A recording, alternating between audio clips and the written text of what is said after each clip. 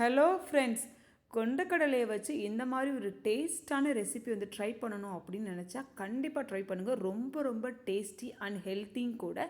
இது எப்படி பண்ணலாம் அப்படிங்கிறத நம்ம வந்து பார்த்துடலாம். இதுக்கு நாம் வெள்ளை கொண்டக்கடலை எடுக்காமல் இதுலேயே நம்ம வந்து ப்ரௌன் கொண்டக்கடலை தாங்க எடுத்துருக்கோம். இது ரொம்ப உடம்புக்கு ரொம்ப ரொம்ப நல்லதுங்க. இதை வந்து ஒரு 5 ஹவர்ஸ் நல்லா வந்து ஊற வச்சிடலாம். ஊற வச்சதுக்கப்புறம் கொஞ்சமாக வந்து உப்பு சேர்த்துட்டு இதில் வந்து நல்லா ஊற வச்சிட்டிங்க அப்படின்னா ஒரு 4லேருந்து 5 விசில் போதுங்க. நிறையா வந்து விசில் போடணும் அப்படிங்கிற அவசியமே இல்லைங்க. நல்லா வெந்துடும்.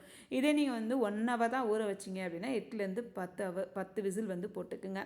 இப்போ நாம் அதை விசில் போட்டு நல்லா வந்து எடுத்து வச்சுக்கிடலாம். அது வந்து அந்த விசிலெல்லாம் போட்டோம் அது வரைக்கும் வந்து நம்ம வந்து என்ன தாளிப்புக்கு தேவையோ அதை வந்து எடுத்துக்கலாங்க. இதில் வந்து பார்த்திங்க அப்படின்னா சின்ன வெங்காயம் ஒரு 10லேருந்து 15 வரை நான் எடுத்துருக்கேன்.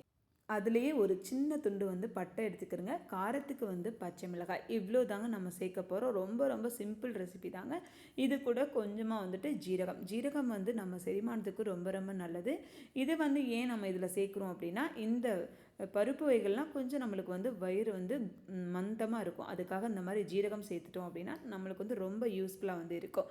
இப்போ இது கூட பார்த்திங்கன்னா கொஞ்சமாக ஒரு கைப்பிடி அளவுக்கு கொத்தமல்லி அண்டு புதினா இது ரெண்டையும் ஒன்றா சேர்த்து அது கூட சேர்த்துட்டு நல்லா வந்து வதக்கிட்டு அதை ஆற வச்சிடலாம். ஆற வச்சு நல்லா வந்து ஒரு பேஸ்ட்டு பதத்தில் அரைச்சி எடுத்து வச்சுக்கோங்க.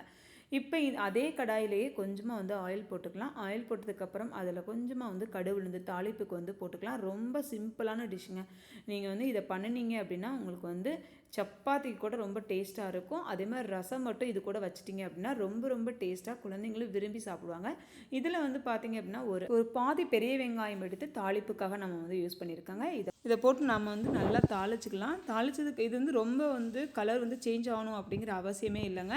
இது ஜஸ்ட் நம்ம வந்து வதக்குனா வந்து போதும். இது நல்லா வதங்கினதுக்கு அப்புறமா நம்ம அரைச்சி வச்ச அந்த பேஸ்ட் இருக்கு இல்லையா, அதை வந்து இது கூட வந்து ஆட் பண்ண போகிறோம். அதை ஆட் பண்ணதுக்கப்புறம் கொஞ்சமாக அதில் வந்து தண்ணி ஊற்றி ஒரு 2 நிமிஷம் அதை வந்து நல்லா வந்து கொதிக்க விட்டிங்க அப்படின்னா நல்லா வந்து கொதிச்சிருங்க. அது நல்லா கொதிச்சதுக்கப்புறம் நம்ம வேக வச்ச அந்த கொண்டக்கடலை அதில் சேர்த்துட்டோம் அப்படின்னா சூப்பரான ஒரு கொண்டக்கடலை கிரேவி இல்லைங்க. இது கிரேவின்னு சொல்ல முடியாது, ஒரு ஃப்ரை மாதிரி இருக்கும். அப்படி ஒரு டேஸ்ட்டில் வந்து இருக்குங்க. இதை வந்து நீங்கள் ட்ரை பண்ணி பாருங்கள். இங்கே பாருங்கள், நம்ம வந்து கொண்டக்கடலை இதில் போட்டாச்சு. கொஞ்சமாக வந்து தண்ணி இருக்குது. இந்த தண்ணி வந்து கொஞ்சமாக வந்து வத்துற வரைக்கும் நம்ம வந்து வெயிட் பண்ணலாங்க. இதை நான் உங்களுக்கு ஃபைனலாக காட்டுறேன் எப்படி வந்துச்சு அப்படின்னு. நல்லா வந்து நம்மளுக்கு கொஞ்சம் திக்காக வந்து வருங்க. இதில் மேலே லைட்டாக நீங்கள் இறக்க போகிறப்ப கொஞ்சோண்டு எண்ணெய் மட்டும் ஊற்றிட்டு இறக்கிட்டிங்க அப்படின்னா சூப்பரான ஒரு கொண்டக்கடலை பொரியல் வந்து ரெடி ஆயிரும். இதே மாதிரி நீங்களும் ட்ரை பண்ணி பாருங்கள். ரொம்ப டேஸ்ட்டாக வந்து இருக்கும். வீடியோ பிடிச்சிருந்தது அப்படின்னா மறக்காமல் லைக் பண்ணுங்கள், ஷேர் பண்ணுங்கள், கமெண்ட் பண்ணுங்கள், சப்ஸ்கிரைப் பண்ணிடுங்க. மறக்காமல் உங்கள் சப்போர்ட்டையும் வந்து கொடுங்க. இப்போ நம்மளுக்கு ரெடி ஆயிடுச்சுங்க. இந்த பாருங்கள், இந்த மாதிரி திக்காக நல்லா டேஸ்ட்டாக வந்து வந்துருங்க. இதை ட்ரை பண்ணி பாருங்கள். உண்மையிலே உங்கள் எல்லாருக்குமே பிடிக்கும். ஓகே, பாய்.